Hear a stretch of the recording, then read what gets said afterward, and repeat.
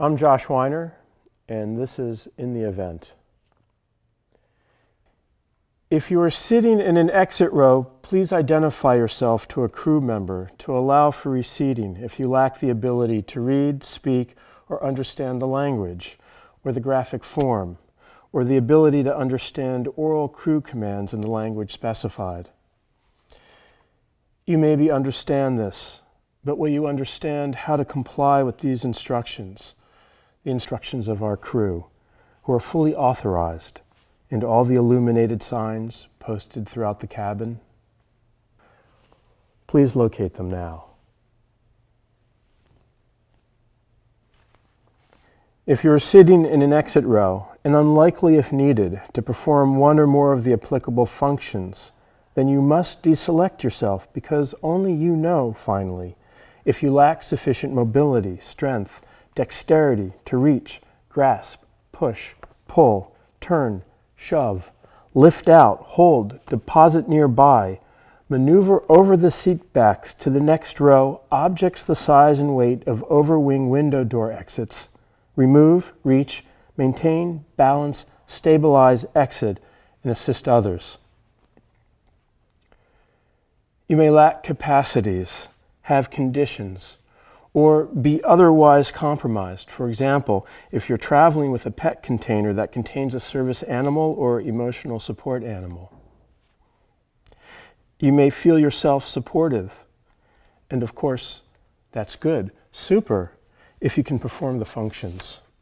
Locate, recognize, comprehend, operate, assess, follow, stow, secure, pass expeditiously, deploy, select, but most of all, you need to want to. And if you do not, no reason need be given, because what reason is there to not want to help on this long flight should something go wrong, terribly, obviously, or subtly? As when you ask for water and no water arrives, then you haven't been heard. Wilbur is lost to the freeze aileron. The flight cannot in your mind continue. You cannot adjust the airflow, temperature. Cargo storage space is limited to what it is. There's no room for more. But why isn't there? Says Orville. Space is infinite. The limits of the plane are inside us as we are inside nowhere. Luggage shifting around, the bags inside bags, making in fact more room. Clarification through expansion, writes the soul in paraphrase. And even as you make a very short turn, you never feel the sensation of being thrown, but find yourself facing where you started from. The objects on the ground seem to be moving faster, though you perceive no change in the force of the wind on your face. You know then you are traveling with the wind, the capacity of the ordinary opening beyond belief. If you put your hand to the window now, you feel the deep cold out there where no one is, no one wants to be, or can be even, and this we know from experience, in the expertise of those who learned from manuals you've never held, never located, recognized, assessed, or followed. You may think that to help anyone, you must be with no one that requires your care. You must be willing to do all of these things by yourself and without harming yourself, to be able to reach up, sideways, and down.